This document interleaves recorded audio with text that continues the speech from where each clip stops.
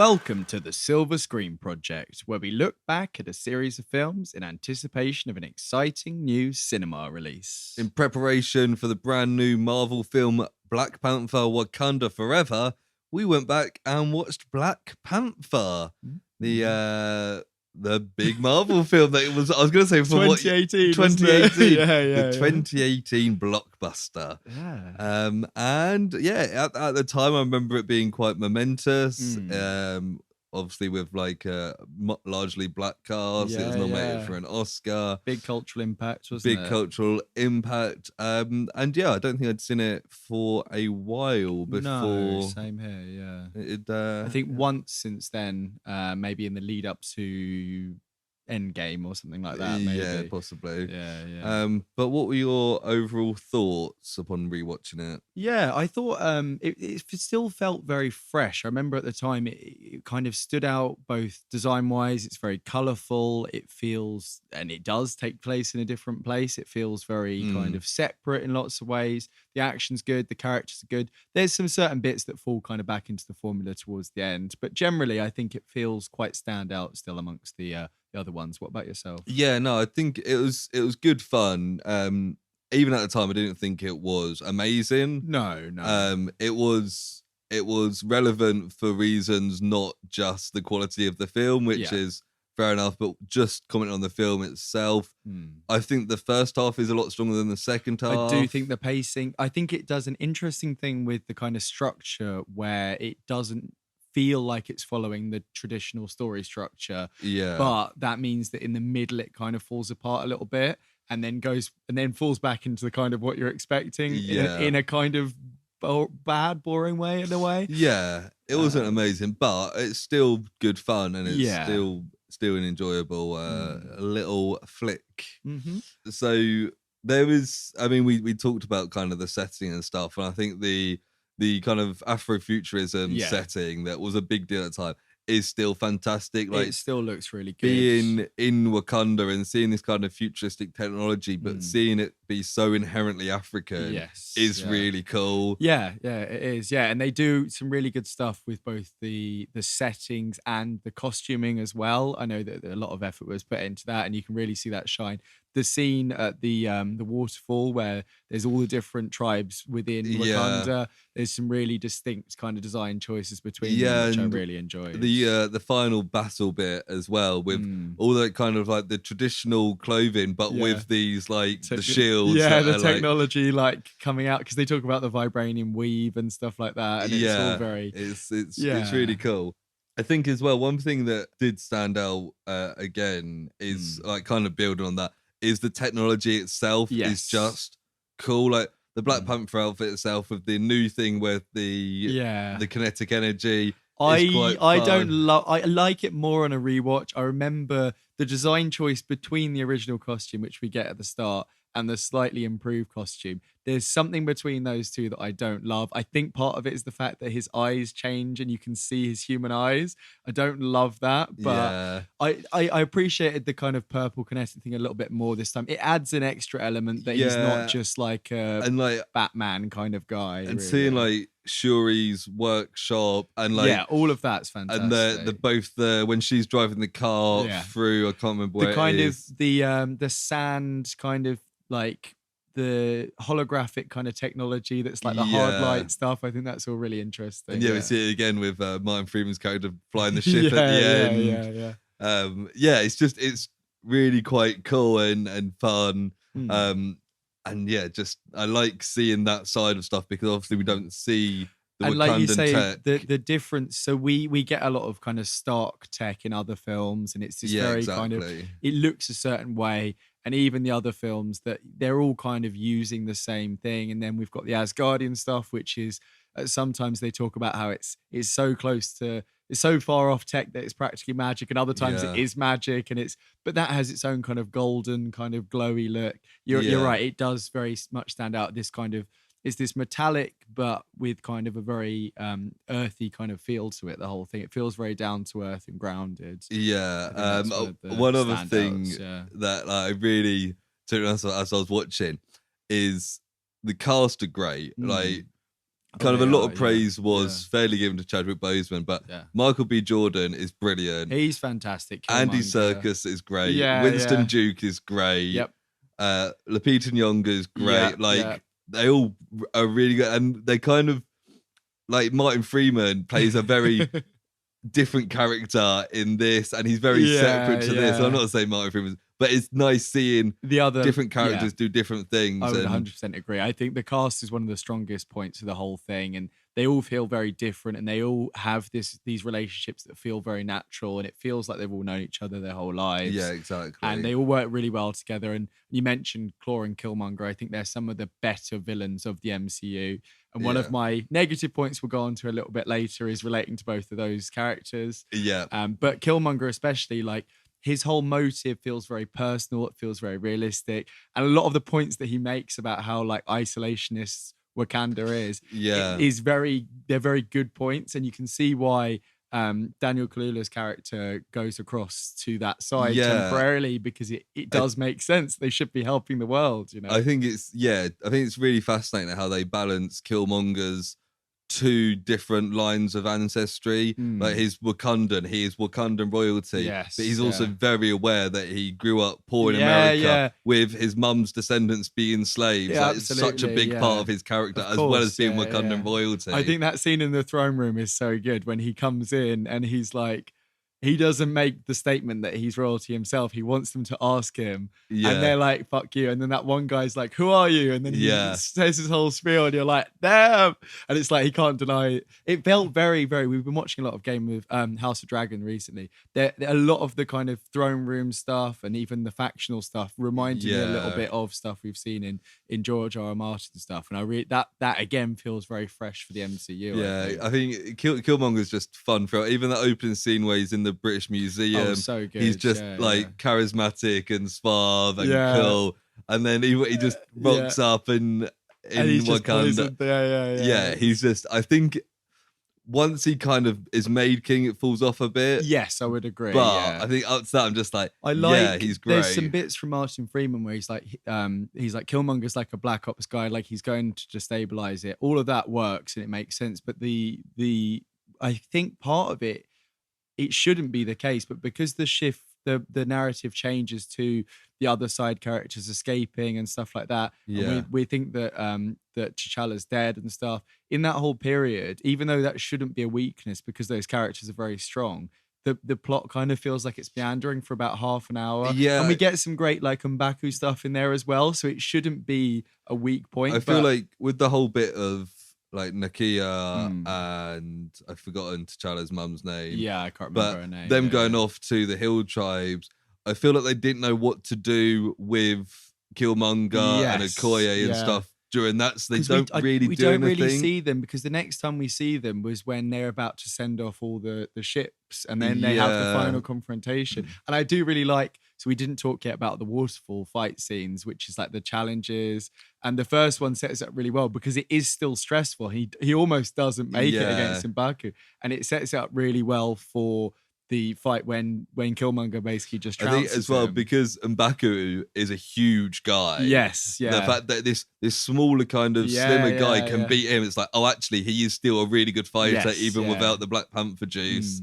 It kind of adds into Killmonger. And also the setting of that is great with all like the kind of the caverns, all the different tribes that sit in there. And the fact that challenge carries on because he never yielded is a really good setup for the final battle as well. Yeah. And unfortunately, I don't think that final battle all lives up to kind of the hype. I don't know if there's too much more stuff you want to cover before we go into negatives. I was going to say, we kind of touched on, but it's worth talking about Andy Serkis's Claw because every scene that he's in is just so much fun. He's a full scene stealer in this, isn't he? Because he was introduced in Age of Ultron. We got a little bit of him in that, and he's just like manic, and he's just he's clearly unhinged, and we get a bit more of his history, and they've been chasing him for like 30 years, and they set him up as this really cool guy, and every scene he's in is like, whew, Yeah, he's almost like Joker-esque. That's what I was gonna say. Like the bit in the kind of underground casino where there's a bit where somebody like blows up next to him. He's just like, oh, and one of his guards like grabs him. Yeah, when he's running out, he's like, that was amazing, and you're like, whoa. And then like even that getaway where it's kind of he's partly loving the chaos, but also, oh shit, this is actually dangerous. And he says like, let's put some music on. It's not a funeral. Like, and he's got his SoundCloud and stuff. He's very just good, really fun. I think it's a shame that he died. Well, that's what I was going to say. We'll move into some negative. We can jump back and forth, but the fact that Claw didn't get as much play in the MCU, I mean, you know, multiverse, blah, blah, blah, they can bring him back. That and the fact that Killmonger dies at the end is some of the worst parts of this film. In the kind of legacy it leaves, because I know they can bring both of them back. They can do whatever they want, but it's a real trap that the MCU is falling into of killing off great villains. And I understand some of it's because they get an actor on for one, but maybe hire someone who wants to be in more than one film. And like, you know? They're both great characters that they could do more stuff with. Like Claw can hang around getting up to mischief in other films. Totally, yeah. Killmonger, you could. Although Claw's death was necessary for a lot of this film to take place, I get that. It was, but there's way of rewriting it. Yeah. You could even like he's arrested him and then he breaks out. Or even have him as like a fake body and then he gets up and starts helping kind of thing. Yeah. But also you could have Killmonger at the end when T'Challa, because at the end T'Challa does decide to open up Wakanda. Yes. If Killmonger doesn't die, he could be like kind of allies in a very reluctant way. And then later on, Killmonger turns and does something else. You can maintain that character. There's a way of writing. I'm not a Hollywood writer, so don't expect me to come up with the idea. But there's a way of keeping these characters about, making it believable. True and then to their own, I mean, we've seen it with Loki, that Loki has died or disappeared so many times, but they find ways of bringing him back because he's such a popular character. It seems more definitive with Killmonger and Claw than I'd like. And then we were talking about the final fight, and I think a lot of it's okay, and I think some of the outside stuff is quite fun. It feels like something from like a Hobbit film, or maybe some kind of more cartoony parts. I don't think it makes much sense, but it's quite. It doesn't fun make a lot of sense, it. and you keep thinking, why are the border tribes still sticking to this, you know, stance? And when all the Dora Milaje suddenly turn, it's kind of like, I get that the challenge is still going, but she just said that she was, you know, like it's all very like convenient for plot reasons. And there's points where the scale of the fight feels like there's about 30 people in a field, 100%. And then other points it pulls out and there is more. Some of that feels a little bit off. And then we go into the CGI weightless kind of which bit, is the weakest part of the very film. much the weakest part. And I know that there's crunch and there was lots of reasons probably why it didn't work out. I know it just doesn't look great, some of it. Part of the central plot of this film is that Killmonger's becoming his own Black Panther, and he picks up the other suit that Shuri's made. That's more like flashy as well. Like, but then at the end, it's the classic Marvel. We've got a hero fighting a villain who's basically an evil version of them. Yes. The fact that they've both got the Black Panther suits on, they're both and it's in a dark place as well. It's just a bit boring, and it feels weightless and it feels fake. They try the fun bit with the trains and the nano stuff not really working, but it's not the really thing about enough that, to make me care. Right, is that the only thing that can pierce vibranium is vibranium, and the thing that they're stabbing each other with at one point, and their claws are vibranium. So where's the logic in that? And both the suits have the kinetic energy things. It's not you can just punch them. I mean, it's a gap in the armor, and they're both like topless underneath. I guess that's how he gets him in the end, isn't it? You know, and that final part is quite emotional, where he's like, "Oh, as a kid from Oakland, believing in fairy tales, and not waiting to die in chains." And he sees, like there's some great writing there, and it's very powerful, but it's kind of overshadowed by both the fact that he's dying off as a character, and the fact that the fight before was a bit floaty and silly. And they've travelled all the way from like the mines up to the edge of this cliff to show. Yeah. I think one thing that I didn't really notice at the time, but watching back, is like a lot of people in Wakanda are dumb in that like they the whole reason Killmonger is able to become king is because of their traditions and the fact that he's blood relative, so he can fight for the crown. Yeah, I guess that's kind of the point, though, that they're stuck in their ways. As soon as he becomes king, they start throwing all the traditions out the window. Like he burns the. Well, they're basically just blindly loyal to whoever's in charge, aren't but they? They burn all the heart-shaped plants. herb, yeah. And then when I'm looking forward to seeing how they get around that for the next one. Yeah, and then when T'Challa comes back, they're like, "Oh, we're still supporting him because he's king," even though tradition says the challenge is still open. It's like they're picking and choosing when to follow tradition, and when they've picked it, I guess he was still the king before the challenge, so it falls back to that. But they're all still fighting the other guys in the challenge. It's like it's a little. They're picking and choosing when to follow tradition, and they're picking it to go against their king. Weirdly. I do think it would be interesting to see if in future films maybe Wakanda were to get involved in more global politics. And I imagine that's probably what we'll see in the sequel. But yeah, the prospect of them having these sleeper agents out there who are suddenly going to get involved and like settle world conflict is a really interesting idea. And I think that threat is quite real and quite grounded. Yeah. But it always feels a little bit like Martin Freeman chasing the things down is just a bit like, yeah, you never really believe that. And he like runs out before that window breaks and it's like, okay, like it's not even close. It's just, yeah. But overall, I overall, I still think it's good. It's one of those where you rewatch it a few years later and you know the bits you liked. You only then notice the more criticisms. Yeah, I've got a couple of bits of trivia. Yeah. So the first one was in response to being asked what it felt like being one of the only few non-black actors on set. Martin Freeman said, "You think, right, this is what black actors feel like all the time." Fair enough. Yeah, and he said Martin Freeman and Andy Serkis were known as the Tolkien white I was guys. gonna say, I thought I was gonna make that joke, but yeah. It's funny because they've obviously worked together on at least the first Hobbit film. First Hobbit film, and they've only got two scenes together, but the interrogation. Yeah, I was thinking, I wonder if they get on well. The Tolkien white guys. Very good. Quite fun. Yeah. The other bit I've got is co-stars Lupita Nyong'o and Winston Duke, who play Nakia and Baku, were students at the Yale School of Drama at the same time. Oh, okay. Nyong'o was class of 12, Duke was class of 13. They saw Avengers Assemble together when it was released and were so awestruck they said they hoped to get the chance to star in a similar film one day. So good. Winston Duke was then in Infinity War. Right, yes. And Lupita's not been in one yet, but she's coming back for the sequel. I wouldn't be surprised if she turns up at some point. But that's quite. You kind of forget like how long the MCU's been going. A lot of these cast members were like us when we first watched these films. They're not that much older than us either. I mean, they'll be getting to the points where some of the younger cast are quite considerably younger than us now, aren't they? Well, yeah, Tom Holland's younger than us. Zendaya's younger than us.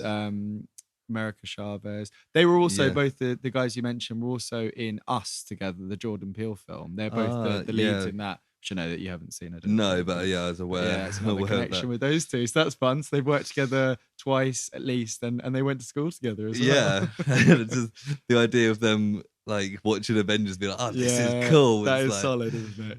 Yeah. Nice. But yeah, cool. So the only thing left is to ask you whether this makes you more or less hyped for Wakanda Forever, Proj yes or Proj no? Yeah, Proj yes, definitely. Yeah, I would say I'm quite excited for the new one. Yeah, and this has definitely not hurt that at all. I'd also say Proj yes, as you know, I don't really watch trailers, haven't seen the trailer for this, so I haven't really been thinking about Black Panther at all. So this is giving you a little... Give me good to get me back in the mindset and reintroduced to the characters. I'm like, let's hope you don't get any spoilers in the next couple of days. Oh, I've been pretty good. Yeah.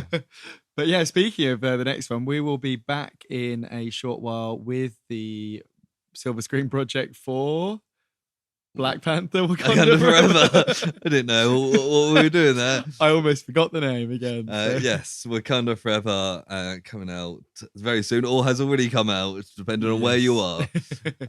Yes, I hope you enjoyed this, and please join us again for that Silver Screen Project. That's right, and if you want to hear more stuff like this, check out the Project on all podcast providers. Do that, and goodbye. Bye.